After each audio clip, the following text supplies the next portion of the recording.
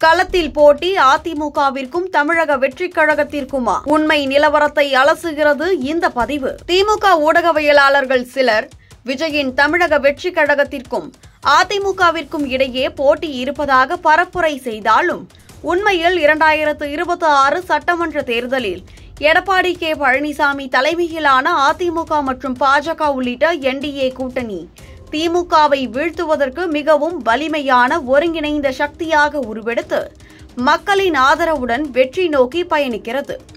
ஏனெனில் அதிமுகவின் உறுதியான 66 எம்எல்ஏக்களுடன் எடப்பாடி பழனிசாமி கட்சியின் ஒற்றுமையை பலப்படுத்தி மாவட்ட செயலாளர்கள் மற்றும் உள்ளூர் தலைவர்களின் ஆதரவை பெற்று திமுக ஆட்சியின் தோல்விகளான நீட், பாலியல் வன்முறை, மதுசாராய விவகாரங்களை மக்கள் மத்தியில் திறம்பட எடுத்துரைத்து வலுவான எதிர்க்கட்சியாக திகழ்ந்து 2025 உள்ளாட்சி தேர்தல்களில் வெற்றிகளை பெற்று மக்கள் நம்பிக்கையை வென்று வருகிறார்.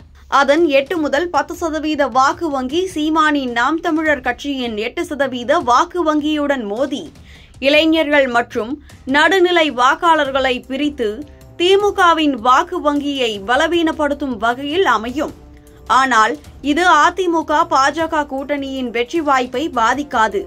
ஏனெனில் அதிமுகவும் பாஜகவும் பிஎம்கே, டிஎம்டிகே போன்ற கட்சிகளுடன் சேர்ந்து மேற்கு மற்றும் வடக்கு தமிழகத்தில் வன்னியர், காங்கு சமூகங்களின் வாக்குகளை ஒருங்கிணைத்து 2024 லோக்சபா தேர்தல் அனுபவத்தை பயன்படுத்தி 150 முதல் 160 இடங்களை கைப்பற்றும் வலுவான கூட்டணியாக உருவாகியுள்ளது.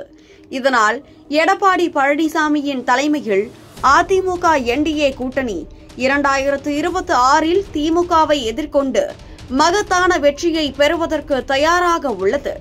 மேலும் டிவிகே மற்றும் என்டிகே இடையேயான போட்டி திமுகவுக்கு எதிரான மக்கள் அதிருப்தியை மேலும் தூண்டி எடப்பாடியின் வெற்றிக்கு பலமாக அமையும் என்று அரசியல் பகுப்பாய்வாளர்கள் உறுதியாக நம்புகின்றனர்.